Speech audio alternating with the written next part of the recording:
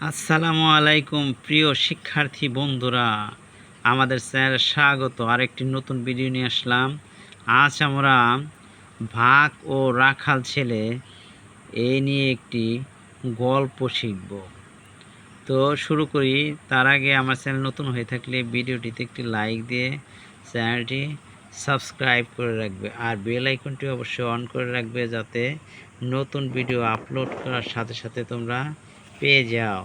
তো শুরু করছি, তোমরা মন দিয়ে শোনো গল্পটি। ভাগ ও রাখাল। এক দেশে ছিল এক রাখাল। সে মাঠে গরু চড়াতো আর বাঁশি বাজাতো, তবু তার সময় কাটতো না। একদিন সে মজা করলো। সে গাছের আড়ালে লুকালো। তারপর বলল, বাঘ এসেছে। গ্রামবাসীরা দৌড়ে এলো। তাদের বোকা বানিয়ে সে খুব মজা পেল। এরকম সে অনেক দিন করলো। গ্রামবাসীরা খুব রাগ করলো।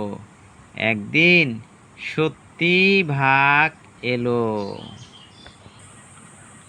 রাখাল চিৎকার করলো, ভাগ ভাগ ভাগ।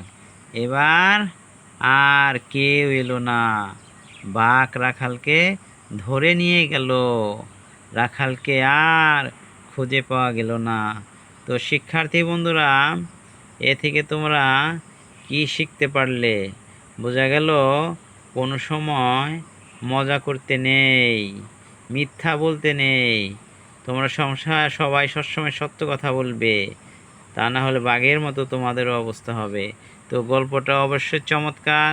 কেমন লাগলো কমেন্টের মাধ্যমে জানাবে। ধন্যবাদ সবাইকে।